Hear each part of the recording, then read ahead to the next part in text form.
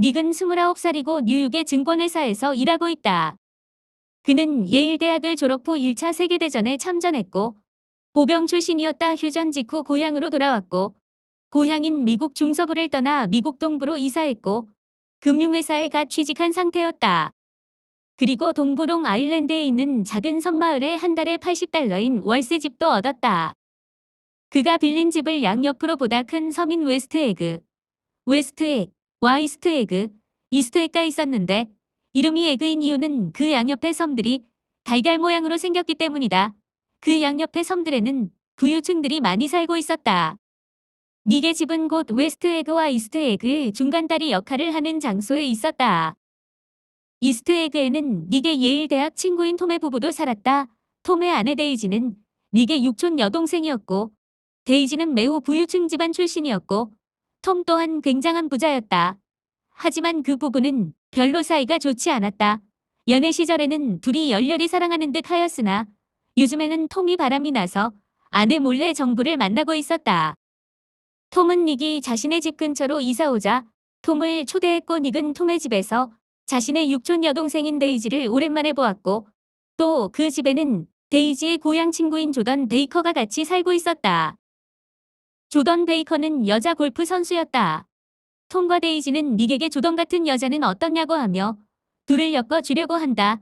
닉도 조던에게 호감을 가졌으나 그리 크진 않았다. 조던은 옆마을 웨스트에그에 사는 개츠비를 아냐고 닉에게 물었다. 개츠비는 웨스트에그의 큰 저택의 주인이고 매주마다 큰 파티를 열어 수백 명을 초대한다고 했다. 그의 파티에는 초대받지 않은 손님들도 많이 참석한다고 했다. 하지만 닉은 이사 온 지 얼마 되지 않아서 개츠비를 만나본 적이 없었다. 그런데 데이지는 조던에게서 개츠비라는 말을 듣자 깜짝 놀라서 무슨 개츠비냐고 물어본다. 톰은 어느 날 닉을 불러내어 뉴욕을 드라이브하며 자신의 불륜녀를 소개시켜 주었다. 톰은 자신의 불륜녀인 머트를 위해 뉴욕의 작은 아파트를 마련해 주었는데 가끔씩 그 집에서 만났고 그 집에는 머틀의 여동생 캐서린도 함께 참석했다. 불륜녀 머틀 또한 유부녀였고 그의 남편인 윌슨이 운영하는 자동차 정비소이자 주유소에는 톰이 자주 주유를 하러 오곤 했다. 하지만 윌슨은 자신의 아내 머틀과 톰이 내연 관계라는 사실을 몰랐다. 하지만 점점 아내의 행동이 수상쩍음은 느끼고 있었다. 윌슨은 톰이 타고 다니는 자가용 쿠페를 팔려고 하는 걸 듣고 자신에게 팔아달라고 했다. 톰은 머틀과 캐서린, 닉을 뉴욕의 아파트에 불러 모았고 같이 술을 마셨다. 그리고 아래층 사는 사진작가 부부도 참석했다. 톰은 아주 부자였기 때문에 머틀에게 돈을 펑펑 쓰게 해주었다. 머틀은 옷과 장식품 등을 샀고 톰을 졸라서 길에서 작은 강아지 한 마리를 사서 아파트에 데려왔다. 그리고 강아지 목줄 또한 비싼 것으로 샀다. 머틀은 톰이 아내와 사이가 좋지 않은 것을 알았고 자신 또한 남편 윌슨과 사이가 좋지 않았다. 윌슨의 수입으로는 사는 게 풍족하지 않았고 또한 남편에게 불만이 많았다. 머틀은 톰의 아내가 가톨릭 신자여서 톰과 이혼해주지 않고 있다고 말했으나 옆에서 듣고 있던 닉은 그 말이 거짓인 것을 알고 있었다. 톰은 데이지가 가톨릭 신자가 아님을 알고 있었다. 같이 참석했던 아랫집 사진작가 부부는 그 자리에서 톰에게 일자리를 부탁했고 톰은 머틀의 남편 윌슨을 모델로 사진을 찍으면 어떻겠냐고 한다. 윌슨이 탱크로리 옆에서 작업하는 모습을 찍는 게 어떻겠냐고 한다. 술자리가 무르익자 톰은 과음을 했고 말다툼 끝에 머틀의 얼굴을 때렸다. 머틀은 소리를 질렀고 그 술자리는 끝이 나고 말았다. 닉은 자신의 집으로 돌아왔고 저녁에 집 밖을 산책하는데 옆에 웨스트에그의 저택에서 한 남자가 나와서 밖을 서성이는 것을 본다. 그 남자는 대저택에서 나와 정원 잔디밭에서 바다를 바라보거나 하늘을 바라보고 있었는데 닉은 그 남자에게 말을 걸까 하다 방해가 될까 싶어 그냥 말았다. 하지만 닉은 그가 개츠비라는 것을 알 수 있었다.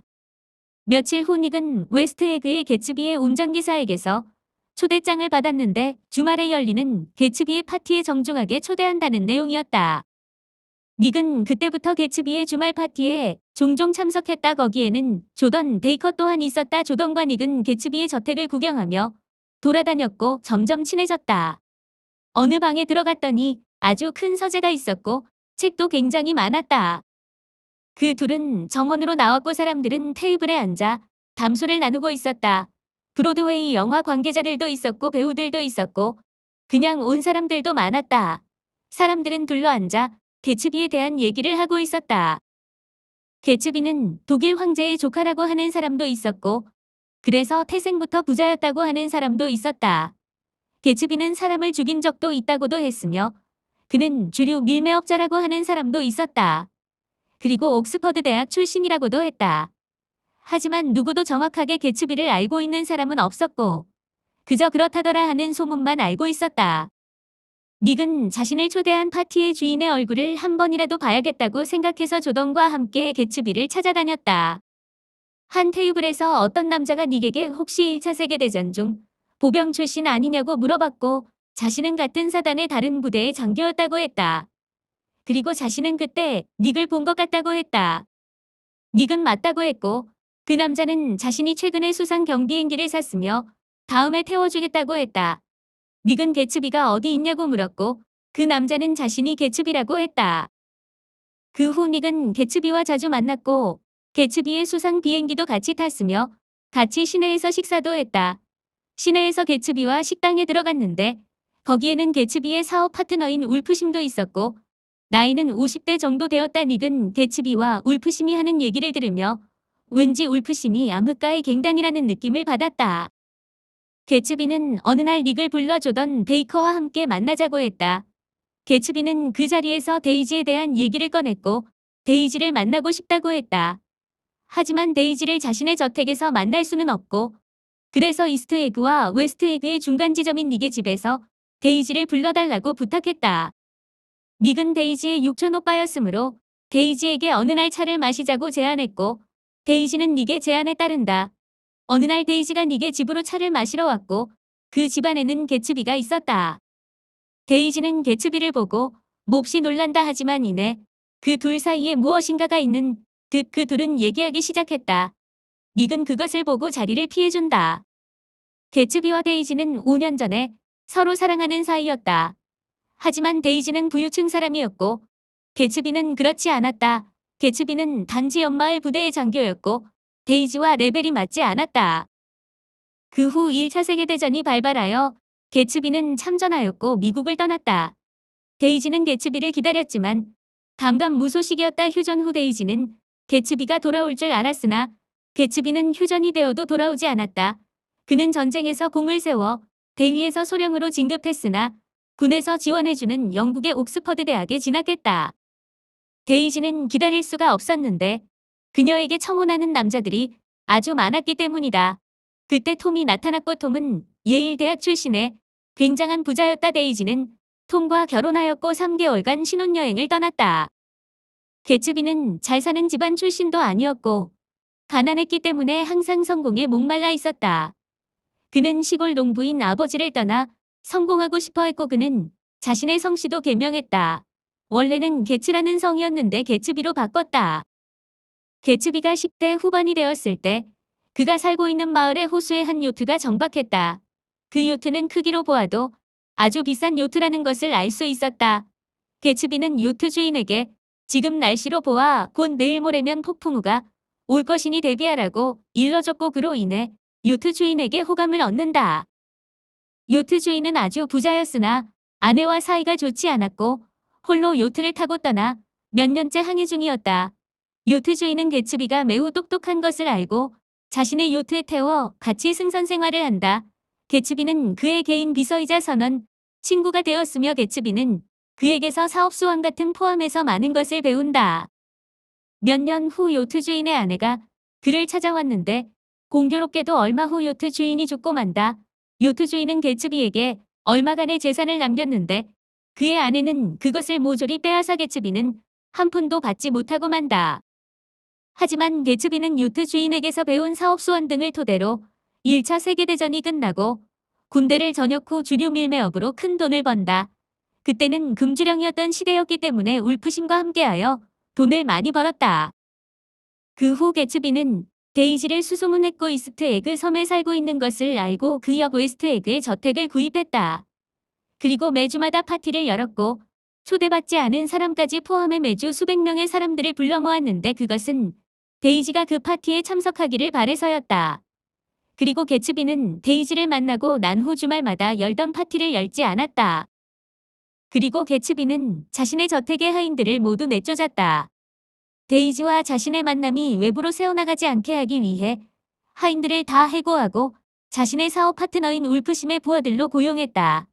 하지만 새로 고용된 하인들은 저택 관리를 제대로 하지 않았고 집은 엉망이 되어갔다. 하지만 정원사였던 하인 한 명은 교체되지 않고 남아 있었다. 개츠비는 그 후 데이지를 자주 만났고 하루는 데이지가 개츠비를 자신의 집으로 초대했다. 닉과 조던 또한 같이 참석했는데 그 둘은 점점 가까워지고 있었다. 한편 남편인 톰은 개츠비를 의심했고 예전부터 개츠비의 뒷조사를 지시했다. 톰과 개츠비의 만남은 처음부터 껄끄러웠다. 톰이 술에 취하자 분위기가 안 좋아졌고 그날은 무척 더운 날씨였기 때문에 데이지는 시내로 나가자고 했다. 톰은 개츠비가 타고 온 차를 보고 매우 비싼 차임에도 비아냥거렸고 시내로 나가기 위해 5명의 사람들은 톰의 차와 함께 나누어 탔다. 톰은 자신이 개츠비의 차를 운전하겠다고 했고 데이지와 닉을 태우겠다고 했다. 하지만 데이지는 자신은 개츠비와 함께 톰의 차를 타고 가겠다고 우겼고 톰은 조던과 닉을 태우고 시내 호텔로 향했다. 톰은 개츠비의 차의 기름이 얼마 남지 않은 것을 보고 가다가 윌슨의 정비소에 들러 주유를 한다. 그 차는 노란색 차였는데 윌슨이 차에 대해 물어보자 톰은 자신이 새로 뽑은 차라고 거짓말을 하며 허세를 부린다. 그때 머틀은 2층 창문으로 얼굴을 내밀었고 그들의 대화를 듣는다. 시내에 나와 호텔을 빌려 술을 마시던 그들은 톰이 술에 취하자 또다시 분위기가 안 좋아졌다. 톰은 자신이 개츠비를 뒷조사했는데 개츠비는 주류 밀매업자라고 했다. 개츠비는 데이지는 당신을 사랑하지 않는다고 톰에게 말했다. 데이지가 사랑하는 남자는 바로 자신이며 그것을 데이지에게 확인차 물었다. 하지만 데이지는 맞다고는 했지만 자신 없이 얼버무렸고 톰과 개츠비는 크게 싸우고 그 자리는 끝나버렸다. 데이지는 개츠비와 함께 개츠비의 노란색 차를 타고 떠나버렸다. 톰은 조던과 닉을 자신의 차인 쿠페 차량에 함께 타고 집으로 향한다. 그때 톰 일행은 저 앞에서 차들이 멈춰있는 것을 보고 교통사고가 난 것을 알았다. 톰은 윌슨의 차량 정비소 앞에서 사고가 났으므로 윌슨에게 일거리가 생겨서 좋겠다고 말했다. 하지만 궁금함에 그들은 차를 세우고 사람들이 몰려있는 현장으로 구경을 갔다. 거기에는 윌슨의 아내 머틀이 피투성이가 된 채 죽어 있었고 톰은 소스라치게 놀란다. 사람들은 어떤 노란 차가 머틀을 치고 갔고 그들은 도주했다고 했다. 하지만 톰은 개츠비의 차가 노란색인 것을 알고 있었다. 머틀은 윌슨과 크게 싸우고 정비소를 뛰쳐나가다 노란 차에 들이받쳤다고 했다. 하지만 사람들은 머틀이 일부러 노란 차를 향해 달려갔다고도 했다. 머틀은 노란 차를 세워 뭔가를 말하려고 했고 노란 차는 머틀을 피해 핸들을 돌렸다가 마주오는 차를 피해 또 반대로 핸들을 돌렸다. 그 후 머틀을 들이받은 것이었다. 톰 일행은 죽은 머틀을 뒤로하고 집으로 돌아온다. 톰의 집에는 데이지가 돌아와 있었다. 닉은 자신의 집으로 돌아가기 위해 밖에서 택시를 기다렸는데 그때 숲속에서 개츠비가 숨어있는 것을 발견한다. 개츠비는 그 치인 여자는 어떻게 되었냐고 물었고 닉은 죽었다고 말했다. 그리고 개츠비에게 사람을 치고 어떻게 달아날 수 있느냐고 개츠비에게 따진다. 개츠비는 사실 그 차는 데이지가 운전했고 만약 경찰에 붙잡힌다면 자신이 운전했다고 진술할 것이라고 했다. 그의 닉은 안심한다. 하지만 개츠비에게 당분간 그 노란 차를 타지 말고 또 당분간 이 지역을 떠나 있으라고 조언했다. 정비사 윌슨은 아내를 치어 죽인 노란 차의 행방을 찾아다녔다. 그리고 최근에 그녀가 불륜을 저지르고 있음을 직감하고 머틀이 자신과 싸우고 노란 차를 향해 달려간 것과 불륜과 연관관계가 있음을 느낀다.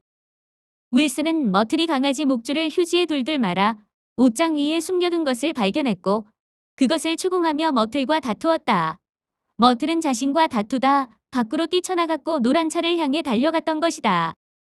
윌슨은 톰이 그 노란 차를 타고 자신에게 주유하러 온 것을 기억하고 톰이 불륜남일 것이라 생각하고 권총을 숨겨 톰의 집으로 찾아간다. 톰은 윌슨에게 권총으로 협박당했고 톰은 사실 그 차의 주인은 개츠비이며 그날 그때는 자신이 잠깐 몰았을 뿐이라고 얘기한다. 그리고 돌아올 때 머트를 치었을 때는 개츠비가 운전했다고 말했다. 윌슨은 톰의 설명대로 개츠비의 집으로 찾아갔고 개츠비는 그때 집안의 수영장 물 위에서 매트형 큐브 위에 누워 있었다. 개츠비의 정원사는 개츠비에게 날이 추워졌으니 수영장 물을 빼겠다고 했지만 개츠비는 내일 빼라고 한 것이었다.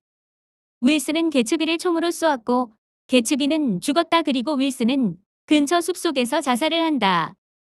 개츠비의 장례식은 매우 초라했다. 개츠비의 파티에 매주 수백 명이 참석했지만 그들은 아무도 장례식에 오지 않았다. 개츠비의 아버지만이 시골에서 소식을 듣고 장례식에 왔다. 데이지와 톰은 이미 여행을 떠나 있었다. 울프심도 사업 일정 때문에 타지에 나가 있었다. 하지만 편지로 위로를 전했다. 조던은 그 후 닉을 떠나버렸다. 닉은 머틀의 사고를 수습하러 다녔고 그동안 조던에게 무관심했다. 조던은 자신이 데이지의 집을 떠났다고 했고 향후 계획을 위해 닉에게 만나자고 했지만 닉은 바쁘다며 거절했다. 그 후 조던은 다른 남자와 약혼을 했고 그녀를 좋아하던 많은 남자들 중 하나였다. 닉 또한 개츠비의 일의 수습을 마치고 나면 그 도시를 떠나기로 마음먹는다.